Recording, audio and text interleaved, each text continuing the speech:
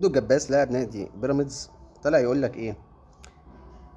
طبعا الكلام من كل اللعيبه بتاعت نادي بيراميدز، مش من لاعب واحد بس. يعني حتى امبارح مع هاني سعيد المدير الرياضي بتاع نادي بيراميدز، ومصطفى فتحي ما طلعش يتكلم في حاجه غير ان هو كابتن اللي هو ابراهيم فايق طلع قال له كلمتين فوقع بالكلام. دان بالكلام بتاعه نادي الزمالك اكتر مدان مدان هو شخصيا.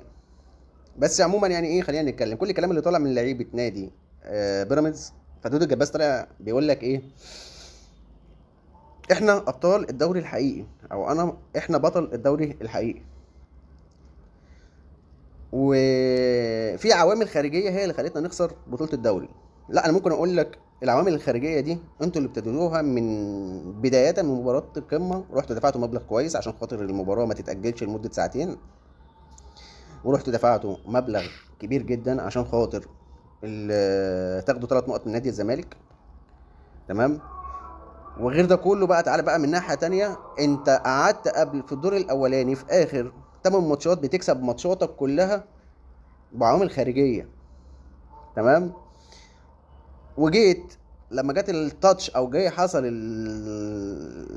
الربكة كلها او الدبكة كلها في موضوع مباراة القمة ما بين الاهلي والزمالك. انت تاني يوم كنت بتلعب مباراة كان قدام نادي تقريبا بتروجيت.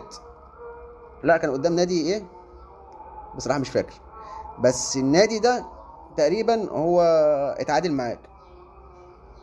يعني انت طلعت بعد 8 مباريات انتصارات، طلعت بالمباراة دي بعد مباراة القمة. المشكلة اللي حصلت في مباراة القمة، طلعت في المباراة دي اللي كانت تاني يوم من مباراة القمة طلعت منها بتعادل.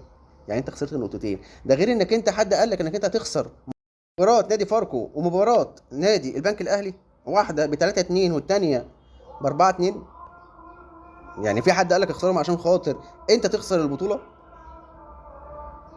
احنا لو هنقعد نتكلم على البطوله او الدوري من بدايتها لاخرها،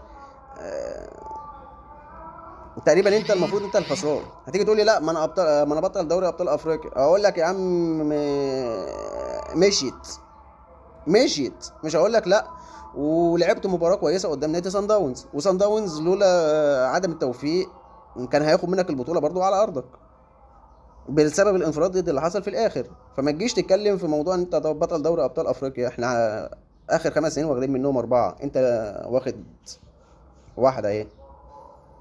وبعدين انت خدت البطوله.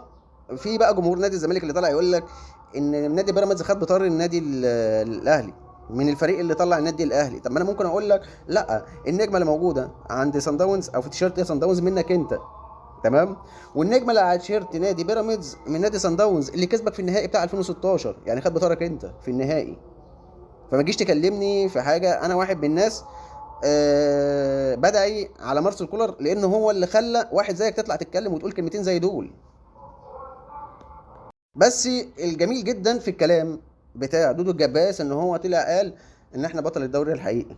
بسم الله ما شاء الله، بقى عندنا ناديين الاثنين بيتكلموا بالمظلوميه والمحسوبيه ولعب تحت الترابيزه، مع انهم هم اكتر ناديين لولا ما كانوش طلع ليهم حس. دي حاجه. تاني حاجه، بقى عندنا نادي بيتكلم بيقول لك انا بطل القرن الحقيقي، وبقى عندنا نادي بيقول لك احنا بطل الدوري الحقيقي. يعني ايه؟ عارف انت البتاعتين في البتاع واحده، هم دول. فاتمنى